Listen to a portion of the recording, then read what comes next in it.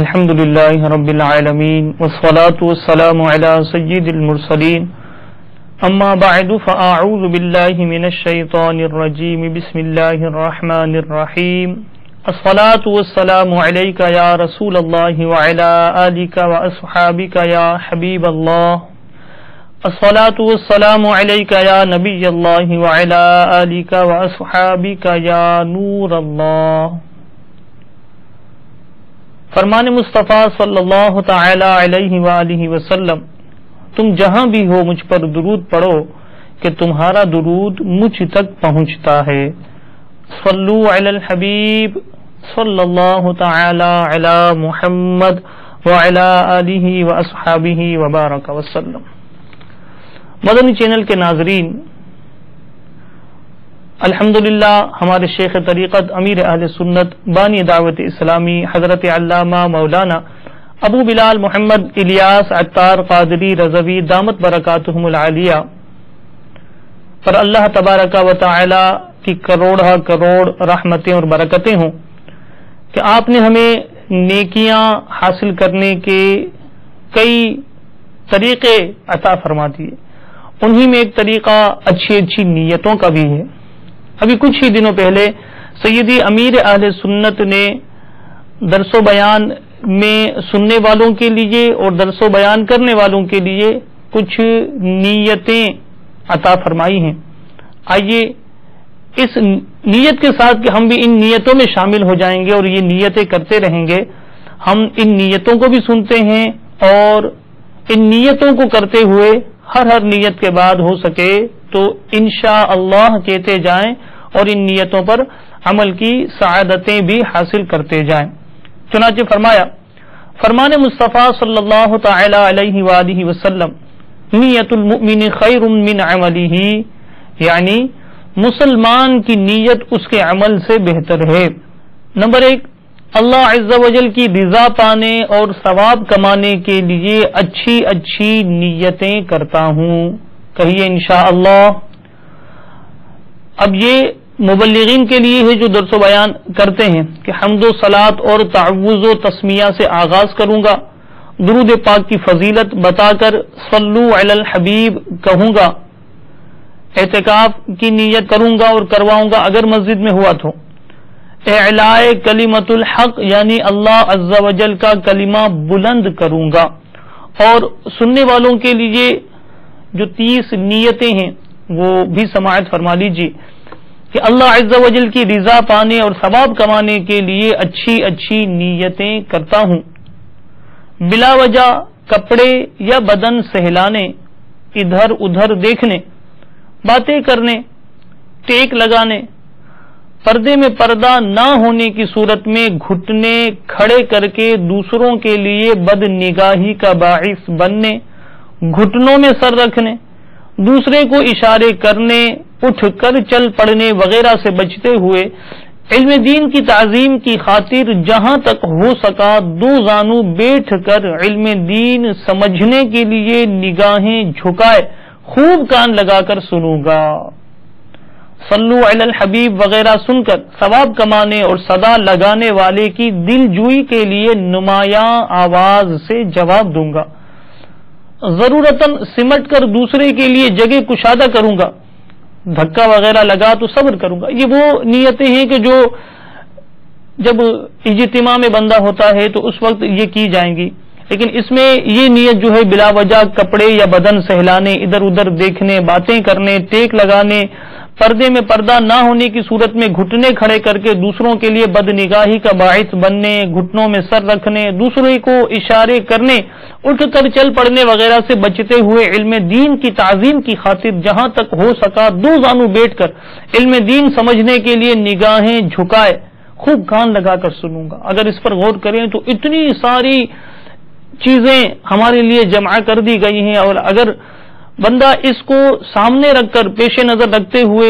درس و بیان میں حاضری دے تو کئی اہم باتیں وہ سیکھنے سمجھنے والا بن جائے گا انشاءاللہ عز و جل۔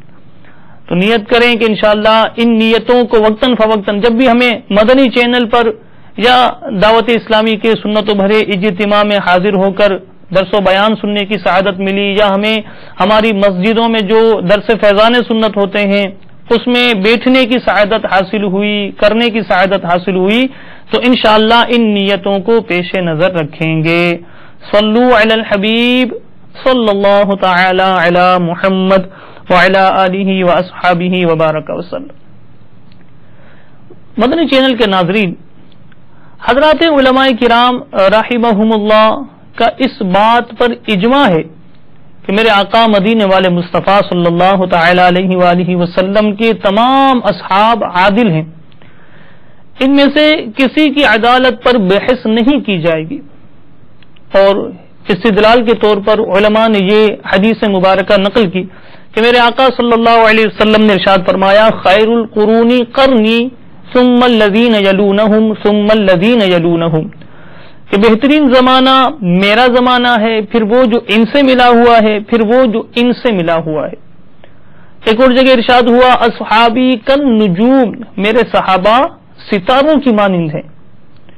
تو یوں اللہ تبارک و تعالی کے محبوب صلی اللہ تعالی علیہ وآلہ وسلم نے صحابہ کرام علیہم الرضوان کی عزت بلند فرمائی۔ صحابہ کرام علیہم الرضوان کی تعداد کتنی ہے اس میں اختلاف ہے، لیکن ہر مسلمان کو یہ یقین رکھنا لازمی ہے کہ ہر صحابی عادل اور قطعی جنتی ہے۔ ان میں سے بعض وہ خوش نصیب صحابہ بھی ہیں کہ جن کو جیتے جی نبی رحمت شفیع امت تاجدار رسالت صلی اللہ تعالی علیہ وآلہ وسلم کی مبارک زبان سے جنتی ہونے کا مجدائے جاں فضا ملا۔ ان حضرات کی تعداد 10 ہے، اس لیے ان کو عشرہ مبشرہ کہا جاتا ہے۔ وہ 10 جن کو جنت کا مجدہ ملا، اس مبارک جماعت پہ لاکھوں سلام۔ تو انہی عشرہ مبشرہ میں سے ایک صحابی حضرت سیدنا ابو عبیدہ بن جراح رضی اللہ تعالی عنہ بھی ہیں۔ آج انشاءاللہ ہمارے سلسلے فیضان صحابہ میں ہم ان کی سیرت کے متعلق کچھ سننے کی سعادت پائیں گے۔ سیدنا ابو عبیدہ بن جراح رضی اللہ تعالی عنہ کا نام اور نسب کے متعلق بیان کیا جاتا ہے کہ آپ کا نام عامر، والد کا نام عبداللہ اور دادا کا نام جراح ہے۔ آپ کا نسب 5ویں پشت پر میرے آقا مدینے والے مصطفیٰ صلی اللہ تعالی علیہ وآلہ وسلم کے مبارک شجرے سے نسب سے مل جاتا ہے۔ آپ کے قبول اسلام کے متعلق کتابوں میں اس طرح آتا ہے کہ سیدنا ابو بکر صدیق رضی اللہ تعالی عنہ کی انفرادی کوشش پر آپ نے اسلام قبول فرمایا، وہ بھی بالکل ابتدا میں کہ ابھی دار ارقم کی مجلس رشد و ہدایت قائم بھی نہ ہوئی تھی، یعنی اس دار ارقم میں میرے آقا صلی اللہ علیہ وسلم نے جو آپ وہاں تشریف فرما ہوتے تھے اور جو نئے نئے مسلمان ہو رہے تھے وہ آپ کے پاس آ کر دین کی تعلیم حاصل کرتے تھے، ابھی وہ سلسلہ بھی شروع نہ ہوا تھا، اس سے پہلے آپ مشرف اسلام ہو چکے تھے۔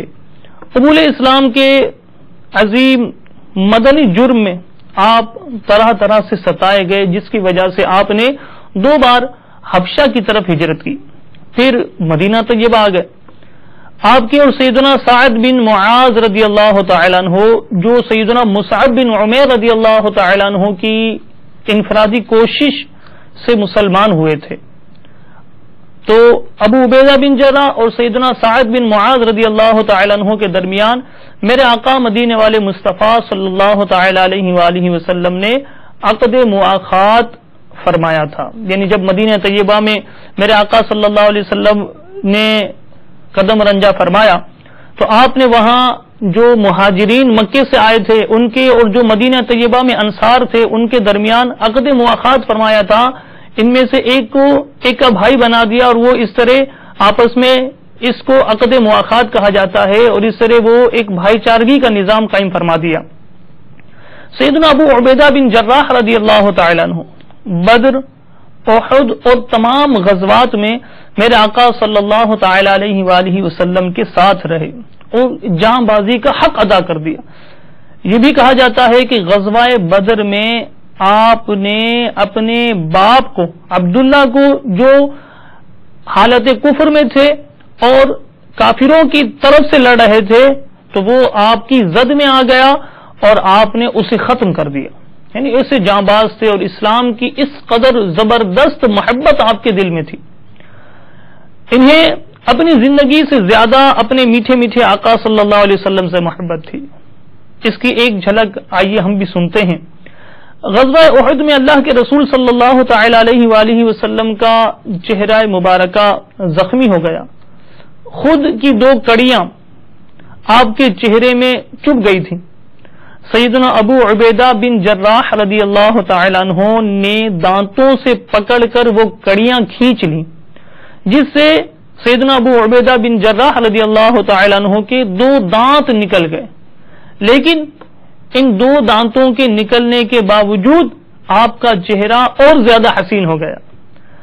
اللہ کے رسول صلی اللہ تعالی علیہ وآلہ وسلم نے آپ کا لقب امین الامہ یعنی اس امت کا امین فرمایا اور آپ کی کنیت ابو عبیدہ ہے. سیدنا ابو عبیدہ بن جراح رضی اللہ تعالی عنہ مبارک چہرہ، خوش شکل، کمزور جسم، لمبا قد اور پروقار شخصیت کے مالک تھے. بے حد حسن اخلاق سے مزین، نرم مزاج اور بہت زیادہ شرم و حیا والے تھے. لیکن اس کے ساتھ ساتھ بہادر اتنے تھے کہ جب بھی کوئی سخت معاملہ پیش آتا یا کوئی مشکل گھڑی آ پڑتی تو وہ ایک خطرناک شیر کی مانند چاق و چوبند نظر آتے. وہ رونق و صفائی اور تیزی اور کاٹ میں تلوار کی دھار کے مشابہ تھے. سیدنا عبداللہ بن عمر رضی اللہ تعالی عنہما ان کی تعریف کرتے ہوئے ارشاد فرماتے ہیں کہ قریش کے 3 آدمی سب سے زیادہ روشن چہرے، سب سے زیادہ خوش اخلاق اور سب سے زیادہ حیا والے ہیں. اگر وہ تم سے بات کریں گے تو کبھی جھوٹ نہ بولیں گے اور اگر تم ان سے بات کرو گے تو کبھی تم کو نہیں جھٹلائیں گے. وہ ہیں حضرت سیدنا ابو بکر صدیق، حضرت سیدنا عثمان غنی اور سیدنا ابو عبیدہ بن جراح رضی اللہ تعالی عنہم. سیدنا انس رضی اللہ تعالی عنہ فرماتے ہیں کہ مدینے کے تاجدار 2 عالم کے مالک و مختار باذن پروردگار عز و جل صلی اللہ تعالی علیہ وآلہ وسلم نے ارشاد فرمایا ہر امت کا ایک امین ہوتا ہے اور ہماری اس امت کے امین سیدنا ابو عبیدہ بن جراح ہیں. سبحان اللہ، کیسی ان کی عرفہ اور اعلی شان تھی. مزید سنیے اور اپنے دلوں کو صحابہ کرام علیہم الرضوان کی محبتوں سے سرشار کیجیے. چنانچہ سیدنا حذیفہ رضی اللہ تعالی عنہ سے روایت ہے کہ نجران کے حاکم اللہ کے رسول صلی اللہ علیہ وسلم کی خدمت میں مباہلہ کرنے کے ارادے سے حاضر ہوئے. حاضری کے بعد ایک نے اپنے ساتھی سے کہا کہ مباہلہ مت کرو، بخدا اگر یہ نبی ہوئے اور ہم نے ان سے مباہلہ کر لیا، یعنی مباہلہ یہ کہ دعا کرنا اور جو حق پر ہو وہ سلامت رہے اور جو حق پر نہ ہو وہ ہلاک اور برباد ہو جائے، تو اس نجران کے عیسائی حاکم نے اپنے دوسرے ساتھی سے کہا کہ اگر یہ نبی ہیں اور ہم نے ان سے مباہلہ کر لیا تو نہ ہم فلاح پائیں گے اور نہ ہمارے بعد والے فلاح اور کامیابی حاصل کر سکیں گے. ان دونوں نے خدمت اقدس میں عرض کی آپ نے ہم پر جو خراج لگایا ہے ہم آپ کو دیں گے اور ہمارے ساتھ آپ کسی امین کو کر دیجیے. پھر مزید تاکید کی کہ امین ہی کو بھیجیے گا. میرے آقا صلی اللہ تعالی علیہ وآلہ وسلم نے ارشاد فرمایا میں ایسے شخص کو بھیجوں گا جو امین برحق ہے. اس پر تمام صحابہ جو اس وقت حاضر تھے انہوں نے اپنی گردنیں اٹھا لی کہ شاید دیکھیں کس کا نام آتا ہے. اللہ کے محبوب صلی اللہ تعالی علیہ وآلہ وسلم نے ارشاد فرمایا اے ابو عبیدہ کھڑے ہو جاؤ. جب وہ کھڑے ہو گئے تو اللہ کے رسول صلی اللہ تعالی علیہ وآلہ وسلم نے ارشاد فرمایا یہ اس امت کے امین ہیں. اس حدیث پاک کی شرح کرتے ہوئے حضرت علامہ مفتی محمد شریف الحق امجدی رحمت اللہ تعالی علیہ فرماتے ہیں کہ اگرچہ تمام صحابہ کرام امین تھے مگر سیدنا ابو عبیدہ بن جراح رضی اللہ تعالی عنہ میں یہ وصف سب سے نمایاں تھا، اس لیے انہیں अमीन हाज़िहिल उम्मा फरमाया। तिरमिजी की हदीस के अव्वल में है कि मेरी उम्मत पर सबसे ज्यादा मेहरबान अबू बकर हैं और अल्लाह अज़्ज़ा वजल के मुआमले में सबसे सख्त उमर हैं और सबसे ज्यादा सखी और हया करने वाले उस्मान हैं और सबसे बड़े कारी उबई इब्न काब हैं और सबसे ज्यादा फराइज के माहिर ज़ैद हैं और हलाल व हराम के सबसे ज्यादा जानने वाले मुआज हैं। सुनो, हर उम्मत का एक अमीन होता है और इस उम्मत के अमीन अबू उबैदा हैं। एक मरतबे सैयदना उमर फारूक आजम रज़ी अल्लाह तआला अन्हु ने हज़रात सय्यदाना अबू उबैदा और मुआज बिन जबल रज़ी अल्लाह तआला अन्हुमा की खिदमत में 400 दीनार और 4000 दिरहम भेजे। ये कोई मामूली रकम नहीं है, बहुत बड़ी रकम भेजी थी। सैयदना अबू उबैदा रज़ी अल्लाह तआला अन्हु ने अपने हिस्से की तमाम रकम फौज में तकसीम कर दी और सैयदना मुआज बिन जबल रज़ी अल्लाह तआला अन्हु ने चंद दिरहम और दीनार के सिवा जो इन्होंने अपनी अहलिया के कहने पर घरेलू जरूरियात के लिए रख लिए थे, बकिया तमाम रकम जरूरतमंदों में तकसीम कर दी। सैयदना उमर फारूक आजम रज़ी अल्लाह तआला अन्हु को जब मालूम हुआ तो बेइख्तियार आपकी जबान पर ये अल्फाज जारी हो गए कि अल्हम्दुलिल्लाह, मुसलमानों में ऐसे लोग भी मौजूद हैं जिनकी नजरों में सेम व जर की कुछ हकीकत नहीं। मीठे मीठे इस्लामी भाइयों और मदनी चैनल के नाजरीन, वाकई इन लोगों के दिलों में दुनिया से बेरगबती और आखिरत की मोहब्बत कूट कूट कर भरी हुई थी। आज हमारा क्या हाल है? हम शब रोज दुनिया ही के वबाल में गिरफ्तार होते जा रहे हैं। आज जिसके पास छोटी सुवारी है वो बड़ी सुवारी के लिए रकम जमा करने, रकम के पीछे दौड़ रहा है। अच्छे घर के लिए, बैंक बैलेंस बढ़ाने के लिए आज का मुसलमान मसरूफ नजर आता है। आज के मुसलमान को दीन के लिए कुछ वक्त नहीं मिलता। आज के मुसलमान गरीबों की खबरगिरी करने के लिए अपने पास वक्त नहीं पाता। आज गरीबों का ख्याल कौन रखता है? हम तो बचा हुआ खाना ये जरूरतमंद को देते हैं। कपड़े जब पुराने हो जाते हैं तो हमें गरीब याद आ जाते हैं। और अब तो हाल ये हो चला कि बसा औकात तो ऐसे कपड़े भी गरीबों को नहीं दिए जाते बल्कि उन्हें बेचकर उससे भी सामान खरीदा जाता है। याद रखिए मदनी चैनल के नाजरीन कि दुनिया ये एक साए की तरह है, जिसे हम अपने साए को पकड़ नहीं सकते। अगर हम जितना उस अपने साए के पीछे भागेंगे हमारा साया उसी कदर हमसे दूर होता जाएगा, हम उसे पकड़ नहीं सकेंगे। और अगर इसके बरअक्स हमने अपने साए से मुंह मोड़ लिया और उसके दूसरी तरफ होकर चलने लग गए तो हम देखते हैं कि हमारा साया हमारे पीछे पीछे चला आता है। तो इसी को दुनिया को इसी मिसाल से समझाया गया कि दुनिया तो साए की तरह है, जितना इसके पीछे भागेंगे ये हमसे दूर होती चली जाएगी और जितना इससे मुंह मोड़ेंगे ये हमारे करीब होती जाएगी। तो मदनी चैनल के नाजरीन, हुज्जतुल इस्लाम सैयदना इमाम मोहम्मद गजाली रहमतुल्लाहि तआला अलैह ने फरमाया, और क्या खूब फरमाया। सैयदना हसन बसरी रज़ी अल्लाह तआला अन्हु का ये कौल नकल किया कि खुदा अज़्ज़ व जल की कसम, जो दिरहम की इज्जत करता है अल्लाह रब्बुल इज्जत उसे जिल्लत अता करता है।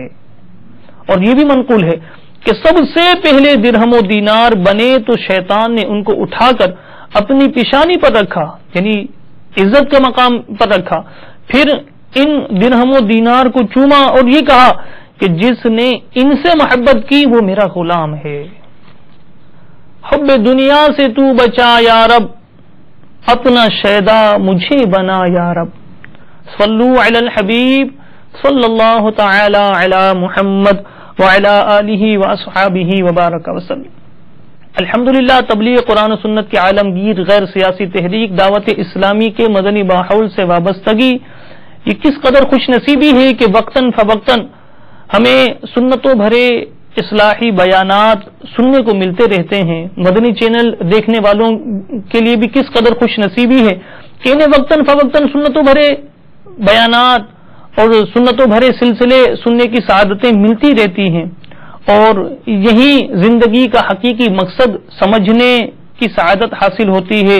اور پھر بندہ دنیا کے وبال سے اپنے دامن کو بچانے کی کوشش کر کے اپنی آخرت کو سنوارنے کی ہم سعی کرتا رہتا ہے، اور بعض تو اس قدر اس سعی میں کامیاب ہو جاتے ہیں کہ جب وہ دنیا سے پردہ کر رہے ہوتے ہیں اس وقت ان کی اس قدر اعلی شان ہو جاتی ہے کہ دیکھنے والا ان کی زندگی سے رشک کرتا ہے اور یہ حسرت کرتا ہے، یہ دعا کرتا ہے اللہ کی بارگاہ میں کہ جس طرح ان کو اے اللہ تو نے زندگی میں کامیابی عطا کر دی، ہمیں بھی زندگی میں کامیابی عطا فرما۔ آئیے اسی ضمن میں ایک دعوت اسلامی کے مدنی ماحول سے وابستہ اسلامی بھائی کی مدنی بہار سنتے ہیں۔ چنانچہ مدینۃ الاولیاء احمد آباد شریف گجرات الہند کے کالو چاچا عمر تقریباً 60 برس، رمضان المبارک 1425 سنہ ہجری کے آخری عشرے میں شاہی مسجد شاہ عالم احمد آباد شریف میں ہونے والے تبلیغ قرآن و سنت کی عالمگیر غیر سیاسی تحریک دعوت اسلامی کے اجتماعی اعتکاف میں معتکف ہو گئے۔ یوں تو یہ پہلے ہی سے دعوت اسلامی کے مدنی ماحول سے وابستہ تھے، مگر عاشقان رسول کے ساتھ اجتماعی اعتکاف میں شمولیت پہلی ہی بار نصیب ہوئی تھی۔ اعتکاف میں بہت کچھ سیکھنے کا موقع ملا، اور ساتھ ہی ساتھ دعوت اسلامی کے 72 مدنی انعامات میں سے پہلی صف میں نماز پڑھنے کی ترغیب والے دوسرے مدنی انعام کا خوب جذبہ ملا۔ یعنی پہلی صف میں تکبیر اولیٰ کے ساتھ مرد یہ مسجد میں جا کر باجماعت نماز ادا کرے، یہ مدنی انعام میں سے دوسرا مدنی انعام ہے، اس کا انہیں خوب جذبہ ملا۔ چنانچہ انہوں نے پہلی صف میں نماز پڑھنے کی عادت بنا لی۔ 2 شوال المکرم یعنی عید الفطر کے دوسرے روز 3 دن کے مدنی قافلے میں عاشقان رسول کے ہمراہ سنت و بھرا سفر اختیار کیا۔ مدنی قافلے سے واپسی کے 5 یا 6 دن کے بعد یعنی 11 شوال المکرم 1425 سنہ ہجری تو کسی کام سے بازار جانا پڑ گیا۔ مصروفیت بھی تھی، مگر تاخیر کی صورت میں پہلی صف فوت ہو جانے کا خدشہ تھا، لہذا سارا کام چھوڑ کر مسجد کا رخ کیا اور اذان سے قبل ہی مسجد میں پہنچ گئے۔ وضو کر کے جو ہی کھڑے ہوئے کہ گر پڑے، کلمہ طیبہ اور درود پاک پڑھتے ہوئے ان کی روح قفس عنصری سے پرواز کر گئی۔ انا للہ و انا الیہ راجعون۔ الحمدللہ اجتماعی اعتکاف کی برکت سے مدنی انعامات کے دوسرے مدنی انعام یعنی پہلی صف میں نماز پڑھنے کے ملے ہوئے جذبے نے کالو چاچا کو انتقال کے وقت بازار کی غفلت بھری فضاؤں سے اٹھا کر مسجد کی رحمت بھری فضاؤں میں پہنچا دیا، اور کیسی خوش نصیبی کہ آخری وقت کلمہ اور درود نصیب ہو گیا۔ مزید دعوت اسلامی کے مدنی ماحول کی برکت سنی۔ چنانچہ انتقال کے چند روز کے بعد ان کے فرزند نے خواب میں دیکھا کہ مرحوم کالو چاچا سفید لباس میں ملبوس، سر پر سبز امامہ شریف کا تاج سجائے مسکراتے ہوئے فرما رہے ہیں، بیٹا دعوت اسلامی کے مدنی کاموں میں لگے رہو کہ اسی مدنی ماحول کی برکت سے مجھ پر کرم ہوا ہے۔ فضل خدا سے ہو ایمان پر مدنی ماحول میں کر لو تم اعتکاف، رب کی رحمت سے پاؤ گے جنت میں گھر، مدنی ماحول میں کر لو تم اعتکاف۔ اللہ عز و جل کی ان پر رحمت ہو اور ان کے صدقے ہماری مغفرت ہو۔ تو مدنی چینل کے ناظرین، آئیے میں اور آپ بھی دعوت اسلامی کے مدنی ماحول سے وابستہ ہونے اور وابستہ رہنے کی نیت کرتے ہیں، اور عاشقان رسول کے ساتھ راہ خدا عز و جل میں سنتوں کی تربیت کے لیے سفر اختیار کر کے مدنی قافلوں کے مسافر بننے کی نیت بھی کرتے ہیں۔ انشاءاللہ عز و جل اس کی برکت سے صحابہ کرام علیہم الرضوان کی محبت مزید دل میں موجزن ہو جائے گی۔ سیدنا ابو عبیدہ بن جراح رضی اللہ تعالی عنہ کے متعلق ہم سن رہے تھے کہ یہ کس قدر اعلیٰ اور عرفاں شان کے مالک تھے۔ دربار رسالت سے آپ کو امین الامت کا لقب ملا، مگر پھر بھی آپ کی عاجزی اور آپ کی انکساری کا عالم اللہ اللہ۔ آئیے آپ کی عاجزی اور آپ کی اطاعت کی ایک جھلک سنتے ہیں کہ ان کا کیسا مدنی ذہن تھا، اور اس ایک واقعے میں کس قدر مدنی پھول ہمارے لیے ہیں۔ چنانچہ آقائے مدینہ صلی اللہ تعالی علیہ وآلہ وسلم کے وصال ظاہری کے بعد جب فتوحات کا سلسلہ شروع ہو گیا اور سیدنا ابو بکر صدیق رضی اللہ تعالی عنہ خلیفہ مقرر ہوئے، اس وقت یہ سپہ سالار اعظم کے عہدے پر تھے، یعنی مسلمانوں کی فوج کے امیر، کمانڈر ان چیف تھے۔ اس کے بعد اسلامی لشکر کا حال سیدنا صدیق اکبر رضی اللہ تعالی عنہ تک ایک صحابی سیدنا عامر رضی اللہ تعالی عنہ لے کر آتے، اور جو بھی پیغام صدیق اکبر کو مسلمانوں کے لشکر میں دینا ہوتا تو انہی کے ذریعے، یعنی سیدنا عامر کے ذریعے ہی وہ پیغام پہنچایا کرتے تھے۔ یعنی یہ مسلمانوں کے لشکر تک سیدنا ابو بکر صدیق رضی اللہ تعالی عنہ کے قاصد تھے، سیدنا عامر۔ چنانچہ ایک جنگ کے بعد سیدنا ابو بکر صدیق رضی اللہ تعالی عنہ نے حضرت عامر سے ملک شام میں اسلامی لشکر کا حال پوچھا۔ سیدنا عامر نے بتایا کہ سیدنا ابو عبیدہ بن جراح رضی اللہ تعالی عنہ ابھی ملک شام کے اوائل میں ہیں، اور ہرقل بادشاہ نے اجنادین کے مقام پر لشکر عظیم تیار کیا ہوا ہے کہ وہ اسلامی لشکر سے ٹکرائے اور غالب آ جائے۔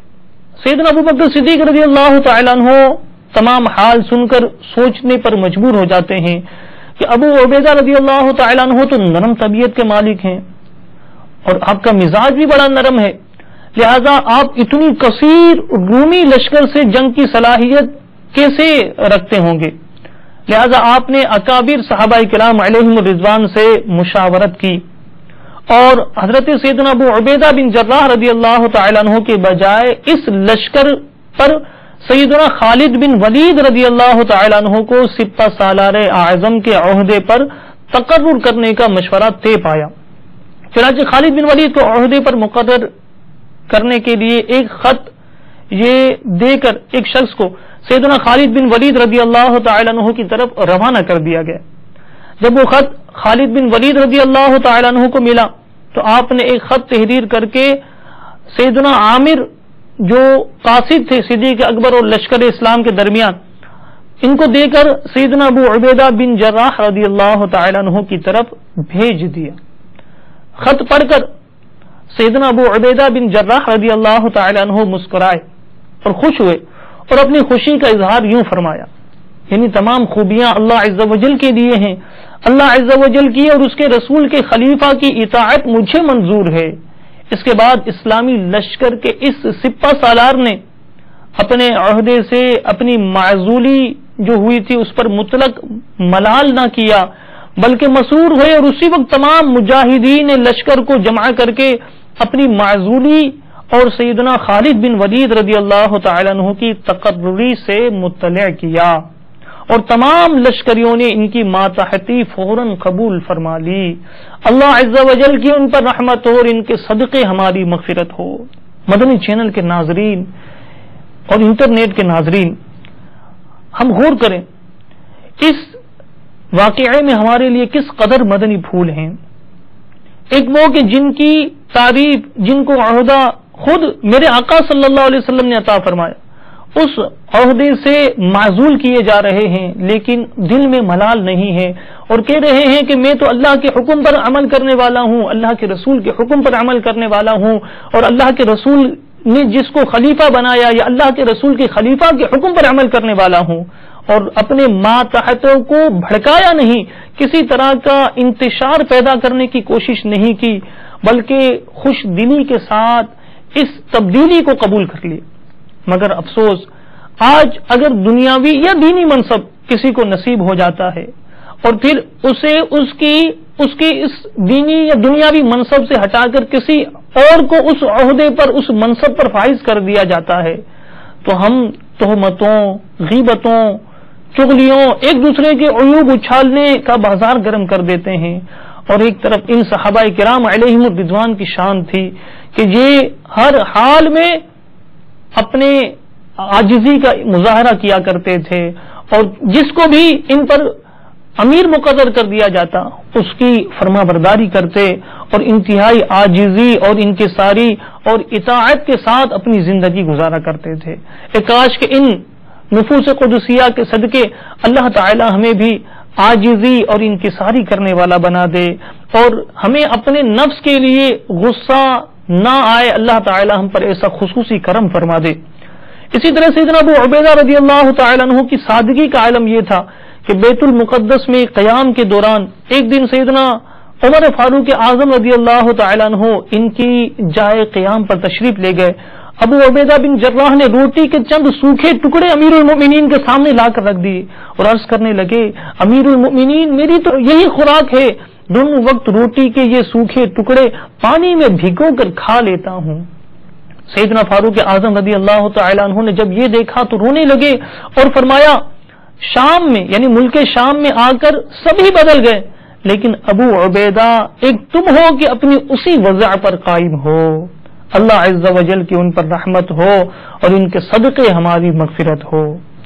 تو مدنی چینل کے ناظرین، ہم نے سنا کہ سیدنا ابو عبیدہ بن جراح رضی اللہ تعالی عنہ کس قدر عاجزی اور انکساری والے تھے، کس قدر دنیا سے بے رغبت تھے، کہ دنیاوی مال و متاع کے لیے کوشش کرنے والے نہیں تھے، اپنے رب کی رضا پانے کے لیے کوشش کرنے والوں میں شامل تھے۔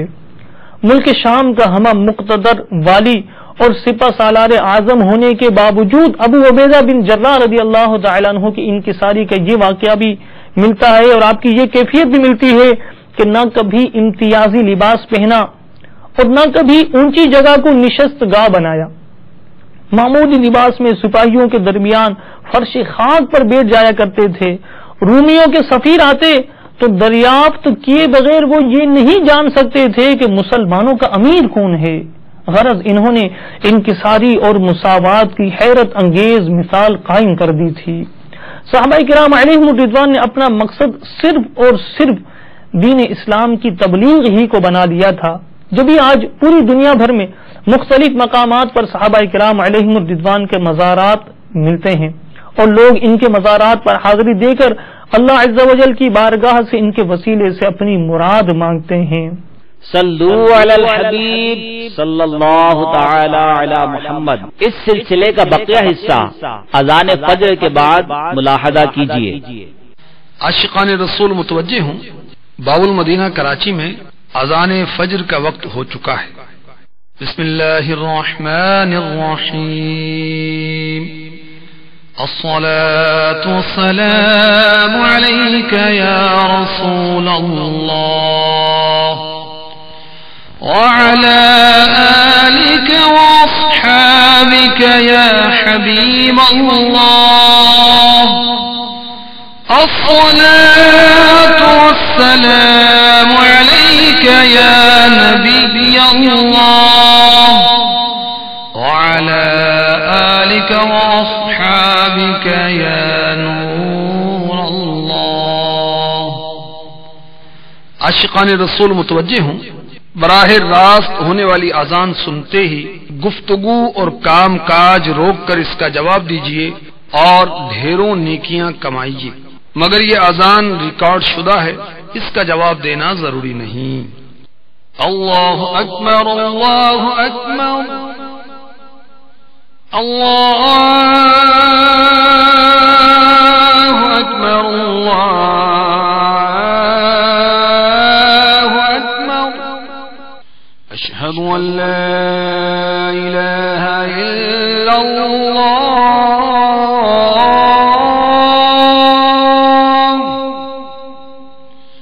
اشہد ان لا الہ الا اللہ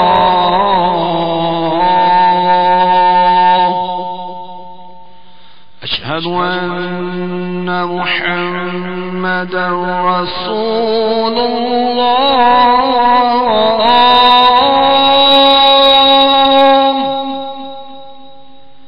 اشہد ان محمد رسول اللہ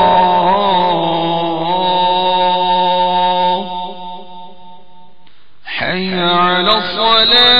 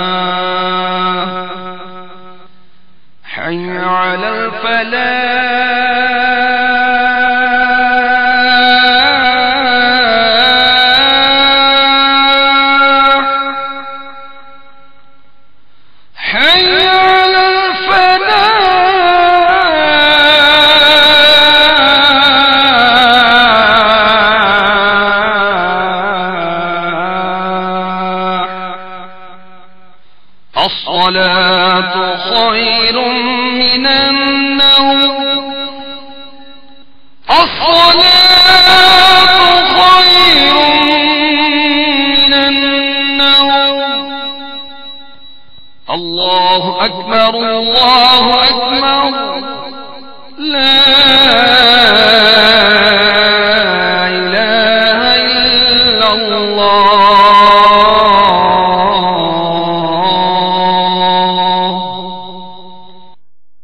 الصلاة والسلام عليك يا رسول الله وعلى آلك وأصحابك يا حبيب الله. اللهم رب هذه الدعوة التامة والصلاة القائمة آت سيدنا محمدا الوسيلة والفضيلة والدرجة الرفيعة وابعثه مقاما محمودا الذي وعدته وارزقنا شفاعته يوم القيامة إنك لا تخلف الميعاد برحمتك يا أرحم الراحمين. الصلاة والسلام عليك يا نبي الله وعلى آلك وأصحابك يا نور الله. صلو علی الحبیب صلی اللہ تعالی علی محمد. سلسلے کا بقیہ حصہ ملاحظہ کیجیے. اسی طرح کا ایک واقعہ جسے سیدی امیر اہل سنت نے اپنی مشہور زمانہ کتاب فیضان سنت میں بھی نقل کیا کہ امام المبلغین سرور دنیا و دین محبوب رب العالمین عز و جل صلی اللہ تعالی علیہ وآلہ وسلم نے ابو عبداللہ جابر بن عبداللہ کہتے ہیں کہ ہم 300 افراد کو قریش کے مقابلے پر اللہ کے رسول نے بھیجا، پھر اور سیدنا ابو عبیدہ رضی اللہ تعالی عنہ کو ہمارا سپہ سالار مقرر فرمایا اور ہمیں کھجوروں کی ایک بوری بطور زاد راہ عنایت فرما دی. ہم چلے، کچھ راستہ طے ہوا تھا کہ زاد راہ ختم ہو گیا، صرف کھجور کی 2 تھیلیاں بچ گئیں. ابو عبیدہ رضی اللہ تعالی عنہ روزانہ ہم کو تھوڑی تھوڑی کھجوریں دیتے تھے، یہاں تک کہ صرف ایک کھجور پر نوبت آ گئی. بھوک کی سخت تکلیف ہوتی تو ہم نے درختوں کے پتے جھاڑ جھاڑ کر کھانا شروع کر دیے. سمندر کے کنارے اثناء قیام میں جب تک ہم وہاں تھے تو سمندر کے کنارے ایک دن ٹیلے کے برابر ایک بہت بڑی مچھلی نکلی جس کو عنبر کہتے ہیں. ہم نے نصف ماہ یا 18 دن اس کو کھایا اور اس کا تیل ملا یہاں تک کہ ہم توانا ہو گئے. پھر ابو عبیدہ رضی اللہ تعالیٰ عنہ نے اس کی 2 پسلیاں کھڑی کرائیں اور ایک اونٹ پر کجاوا رکھ کر لشکر کے سب سے طویل شخص کو اس میں بٹھایا. وہ شخص اونٹ پر بیٹھے ان پسلیوں کے نیچے سے نکل گیا. جب ہم واپس مدینہ طیبہ آئے اور اللہ کے رسول صلی اللہ تعالی علیہ وآلہ وسلم کی خدمت میں یہ واقعہ بیان کیا تو آپ نے فرمایا اللہ تعالی نے تمہارے لیے رزق بھیج دیا، اس کو کھانا چاہیے تھا، اگر تمہارے پاس ہو تو ہم کو بھی کھلاؤ. ایک شخص کچھ گوشت لے آیا اور میرے آقا صلی اللہ علیہ وسلم نے اسے تناول فرمایا. صحابہ کرام علیہم الرضوان کے جذبے اور ولولے کی قربان ایسی تنگی اور عسرت کہ روزانہ صرف ایک کھجور اور درختوں کے پتوں پر گزارا تھا.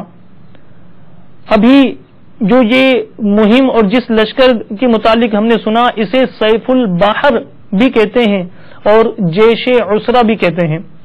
جیش عسرہ کے موقع پر قداور مچھلی کا مل جانا، نصف ماہ تک صحابہ کرام کا اس کو تناول فرمانا، اونٹوں پر لاد کر لانا، مچھلی کے گوشت کے ذائقے میں تغیر نہ آنا، یہ سب اللہ عز و جل کی رحمت سے سیدنا ابو عبیدہ بن جراح رضی اللہ تعالیٰ عنہ اور صحابہ کرام علیہم الرضوان کی برکتیں اور ان کی کرامتیں تھیں. میرے آقا شیخ طریقت امیر اہل سنت دامت برکاتہم العالیہ فرماتے ہیں کہ ہر مسلمان کو صحابہ کرام علیہم الرضوان کی ان عظیم قربانیوں سے درس حاصل کرتے ہوئے اسلام کی خدمت کے لیے کمر بستہ رہنا چاہیے. الحمدللہ تبلیغ قرآن و سنت کی عالمگیر غیر سیاسی تحریک دعوت اسلامی کے ہر اسلامی بھائی اور اسلامی بہن کا مدنی مقصد تو یہ ہے کہ مجھے اپنی اور ساری دنیا کے لوگوں کی اصلاح کی کوشش کرنی ہے. اس مدنی مقصد کے حصول کے لیے عاشقان رسول کے مدنی قافلے سنتوں کی تربیت کے لیے شہر بہ شہر گاؤں بہ گاؤں سفر کرتے ہیں. راہ خدا میں سفر پر نکلے ہوئے مقدس افراد کی قد آور مچھلی کے ذریعے غیبی مدد کی حکایت جو ہم نے ابھی سنی، الحمدللہ آج بھی جو اخلاص کے ساتھ اسلام کو پھیلانے کی خدمت کی تڑپ لے کر مدنی قافلوں کے لیے گھروں سے نکلتے ہیں وہ محروم نہیں رہتے. آئیے میں آپ کو دعوت اسلامی کے مدنی قافلے کی ایک بہار سناتا ہوں۔ چنانچہ باب المدینہ کراچی کے ایک اسلامی بھائی کو دل کی تکلیف ہوئی۔ ڈاکٹر نے بتایا کہ آپ کے دل کی 2 نالیاں بند ہیں، اینجیوگرافی کروا دیجیے۔ علاج پر ہزار روپے کا خرچ آنا تھا۔ یہ بیچارے غریب گھرانے کے تھے۔ ایک اسلامی بھائی نے ان پر انفرادی کوشش کرتے ہوئے دعوت اسلامی کے سنتوں کی تربیت کے مدنی قافلے میں سفر کر کے وہاں دعا مانگنے کی ترغیب دلائی۔ چنانچہ وہ 3 دن کے لیے مدنی قافلے کے مسافر بن گئے۔ واپسی پر طبیعت کو بہتر پایا۔ جب ٹیسٹ کروائے تو تمام رپورٹیں درست تھیں۔ ڈاکٹر نے حیرت سے پوچھا کہ تمہارے دل کی 2 بند نالیاں کھل چکی ہیں، آخر یہ کیسے ہوا؟ جواب دیا، الحمدللہ عز وجل دعوت اسلامی کے مدنی قافلے میں سفر کر کے دعا کرنے کی برکت سے مجھے دل کے مہلک مرض سے نجات مل گئی ہے۔ لوٹنے رحمتیں قافلے میں چلو، سیکھنے سنتیں قافلے میں چلو، دل میں گر درد ہو، در سے رخ زرد ہو، پاؤ گے راحتیں قافلے میں چلو۔ تو آئیے میں اور آپ ہم سب یہ نیت کرتے ہیں کہ ہم انشاءاللہ مدنی قافلے کے مسافر بنیں گے اور بنتے رہیں گے۔ کہیے انشاءاللہ عز وجل۔ اللہ تبارک و تعالی ہم سب کو سیدنا ابو عبیدہ بن جراح رضی اللہ تعالی عنہ کی سیرت سے حصہ عطا فرمائے، ان کے فیوز و برکات سے ہم سب کو مالا مال فرمائے۔ آپ نے 81 سنہ ہجری میں آپ مقام محل سے نماز پڑھنے کے لیے بیت المقدس جا رہے تھے کہ آپ کا انتقال ہوا۔ آپ کی اس وقت انتقال کے وقت آپ کی عمر 58 سال تھی۔ اللہ عز و جل کی ان پر رحمت ہو اور ان کے صدقے ہماری مغفرت ہو۔ صلو علی الحبیب صلی اللہ تعالی علی محمد۔ میٹھے میٹھے اسلامی بھائیوں اور مدنی چینل کے ناظرین، بیان کو اختتام کی طرف لاتے ہوئے سنت کی فضیلت اور چند سنتیں سن لیجیے۔ اللہ کے محبوب صلی اللہ علیہ وسلم نے ارشاد فرمایا، جس نے میری سنت سے محبت کی اس نے مجھ سے محبت کی، اور جس نے مجھ سے محبت کی وہ جنت میں میرے ساتھ ہوگا۔ صلو علی الحبیب صلی اللہ تعالی علی محمد وعلی آلہ واصحابہ وبارک وسلم۔ ایک چپ ہزار سکھ کے 12 حروف کی نسبت سے بات چیت کرنے کے 12 مدنی پھول، یہ 101 مدنی پھول جو مکتبۃ المدینہ نے شائع کیے ہیں اس میں تحریر ہے، اس میں سے ہم 2 مدنی پھول سنتے ہیں اور اسے اپنی زندگی میں نافذ کرنے کی نیت کرتے ہیں۔ مسکرا کر اور خندہ پیشانی سے بات چیت کیجیے انشاءاللہ۔ اسی طرح ایک سنت یہ ہے کہ بات چیت کرتے ہوئے بلکہ کسی بھی حالت میں قہقہا نہ لگائیے کہ سرکار صلی اللہ علیہ وسلم نے کبھی قہقہا نہیں لگایا۔ اللہ تبارک و تعالی ہم سب کو عمل کی سعادتیں نصیب فرمائے، آمین بجاہ النبی الامین صلی اللہ تعالی علیہ وآلہ وسلم۔ پیرانے پیر میرے شاہ جیلانی، روشن ضمیر میرے شاہ جیلانی، پیرانے پیر میرے شاہ جیلانی، روشن ضمیر میرے شاہ جیلانی۔ وہاں کیا مرتبہ غوث ہے بالا تیرا، مجھے اونچوں کے سروں سے قدم آلا تیرا۔ وہاں کیا مرتبہ غوث ہے بالا تیرا، مجھے اونچوں کے سروں سے قدم آلا تیرا۔